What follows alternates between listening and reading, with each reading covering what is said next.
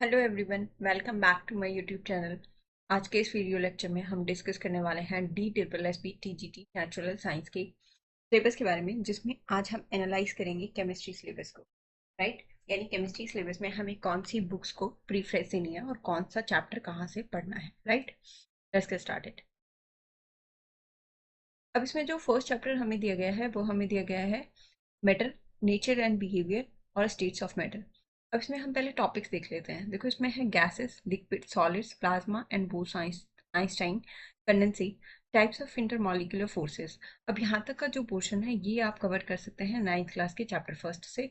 तो इसके लिए आप नाइन्थ क्लास की बुक रीड कर सकते हैं, चैप्टर वन। नेक्स्ट आता है classification of matter into mixtures and pure substances. अब यहाँ तक का जो पोर्शन है ना, प्योर सब्सटेंसेस, इसके लिए भी आप नाइन्थ क्लास में जा सकते हैं। यानी अभी तक के टॉपिक के लिए, यहाँ तक के लिए आप नाइन्थ क्लास की चैप्टर वन जो है मैटर इन आर सराउंडिंग्स और दूसरा is matter around us pure, उन दोनों को कवर कर सकते हैं। बट जो नेक्स्ट पोर्शन है Henry's law and concentration of solution, अब ये आ जाता है आपका ट्वेल्थ क्लास में। इसके लिए आपको जाना है ट्वेल्थ क्लास के चैप्टर सॉल्यूशन में। अगर आप ओल्ड एनसीईआरटी को रिकमेंड करते हैं तो उसमें चैप्टर टू है सॉल्यूशन, और अगर न्यू एनसीईआरटी में जाते हैं तो चैप्टर वन है सॉल्यूशन। वहां से आप इसको कवर कर सकते हैं। नेक्स्ट आता है colloids, phases of colloids, Tyndall effect, Brownian movement and suspension. वैसे तो ये नाइन्थ क्लास के चैप्टर टू में आ जाता है, बट डिटेल्स के लिए आपको जाना पड़ेगा इसमें ट्वेल्थ क्लास में। और ट्वेल्थ क्लास का आप कवर करेंगे सरफेस केमिस्ट्री पोर्शन। तो आप ये सरफेस केमिस्ट्री पोर्शन से इसको कवर कर सकते हैं ट्वेल्थ क्लास के। तो पहले आप नाइन्थ क्लास के चैप्टर वन और चैप्टर टू अच्छे से रीड कर लेना। उसके बाद डिटेल्स के लिए you can move on to the surface chemistry of twelfth class. Next आता है properties of matter, measurement of properties of matter, SI system of units, physical and chemical changes, laws of chemical combination, Gay-Lussac's law, Avogadro law, atomic and molecular masses, average atomic mass, mole concept and molar masses and percentage composition। इसके लिए आपको पढ़ना पड़ेगा 11th class का chapter one, जो है some basic concepts of chemistry. तो इसके लिए आप जा सकते हैं 11th क्लास के चैप्टर वन में, जो है some basic concepts of chemistry. Right, next next आता है हमारा स्ट्रक्चर ऑफ एटम। अब ये जो हमारा टॉपिक है स्ट्रक्चर ऑफ एटम, ये दोनों में ही आता है। यानी ये हमारा नाइन्थ क्लास में भी आता है और ये हमारा 11th क्लास में भी आता है। नाइन्थ क्लास में क्या है, दोनों चैप्टर्स को कवर कर लेगा, आपके चैप्टर थ्री और चैप्टर फोर। और 11th क्लास में आपको इसके लिए जाना पड़ेगा चैप्टर टू में। बट वो जो 11th क्लास का चैप्टर टू है वो बहुत ही ज़्यादा डिटेल में है, और यहाँ जो टॉपिक दिए गए हैं वो इतने डिटेल में नहीं है।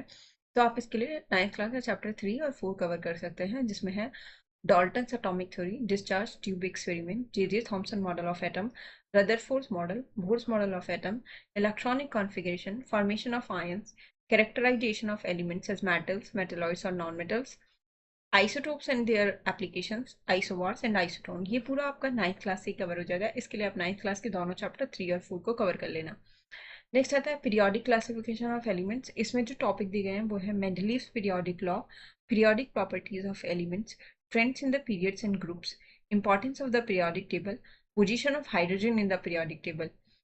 ये वाला जो पोर्शन है, अगर आप ओल्ड एनसीईआरटी रिकमेंड करते हैं तो वहाँ ये आपको टेंथ क्लास का चैप्टर फाइव मिल जाएगा, बट ये मिलेगा आपको ओल्ड एनसीईआरटी के चैप्टर फाइव में, क्योंकि न्यू एनसीईआरटी में से ये पोर्शन डिलीट हो चुका है। तो अगर आप ओल्ड एनसीईआरटी में से रीड करेंगे तो टेंथ के चैप्टर फाइव में मिल जाएगा।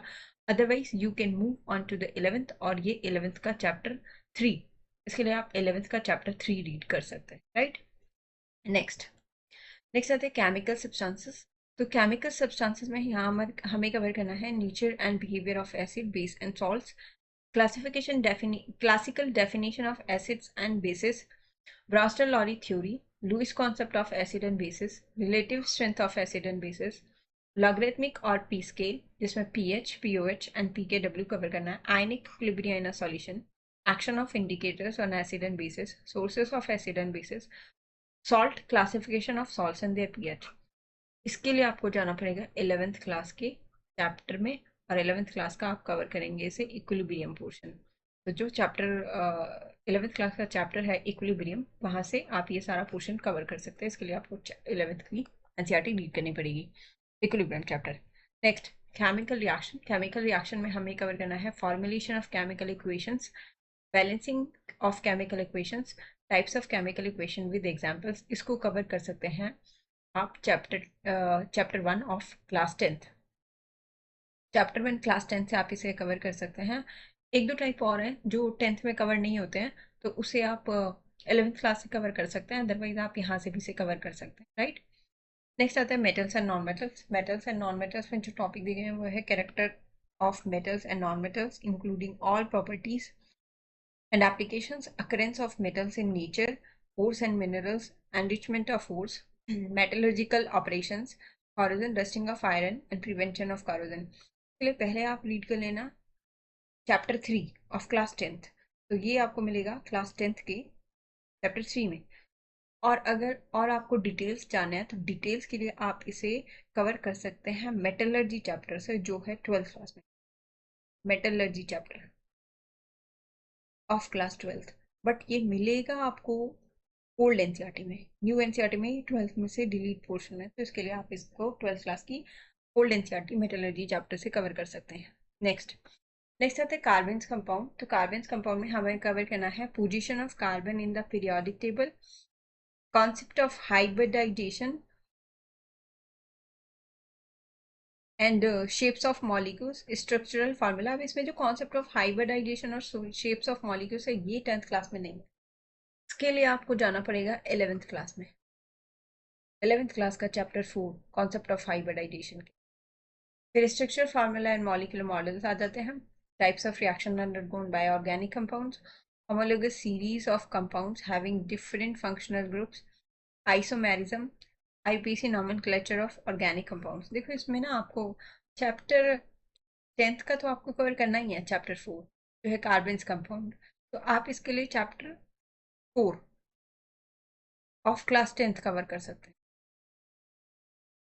साथ में इसके लिए आपको करना पड़ेगा 11th क्लास की जीओसी ना, जनरल ऑर्गेनिक केमिस्ट्री, थोड़ा सा कवर कर लेना उसका पोर्शन, नॉमेनक्लेचर वाला। वहां से आपका हाइब्रिडाइजेशन, मॉलिक्यूलर मॉडल, ये सब कवर हो जाएगा, होमोलॉगस सीरीज ये सब कवर हो जाएगा।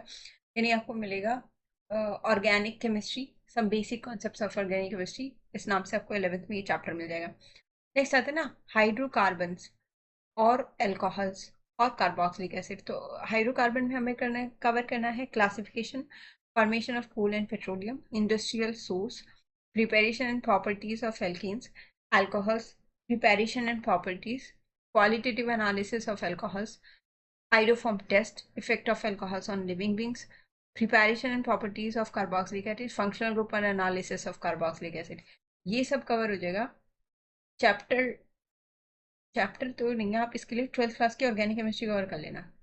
12th क्लास की ऑर्गेनिक केमिस्ट्री के जो पोर्शंस हैं उसमें आपको ये मिल जाएगा, ये 10th में नहीं है, इसके लिए आपको 12th में जाना पड़ेगा। नेक्स्ट आता है soap and detergents, biodegradable detergents. अब ये आपका 10th में भी आ जाएगा और 12th में भी आ जाएगा। तो 12th में तो ये आपको बायोमोलिक्यूल्स में मिलेगा, अदरवाइज इसे आप 10th से भी कवर कर सकते हैं। नेक्स्ट आता है कार्बन फाइबर्स, इसको हम अलग से डिस्कस करेंगे।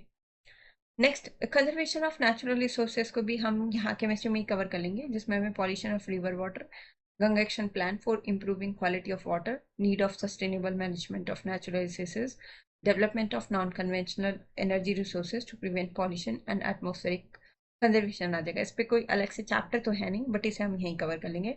ऐसे मेन मटेरियल इस पर कोई अलग से चैप्टर नहीं है, बट इसको हम यहीं से कवर कर लेंगे, जिसमें सिरेमिक्स आएगा, cement, porcelain, glass, carbon fibres, soap and detergents, polymers, fibre and plastic. तो ये सारा पोर्शन हम यहाँ से कवर करने वाले हैं। ये था सिलेबस, ये मैंने बता दिया आपको कहाँ से और कैसे कवर करना है। बाकी हम स्टार्ट करने वाले हैं यहाँ पर भी, तो आप यहाँ से भी इसे कवर कर सकते हैं, right. Okay, thank you, keep watching.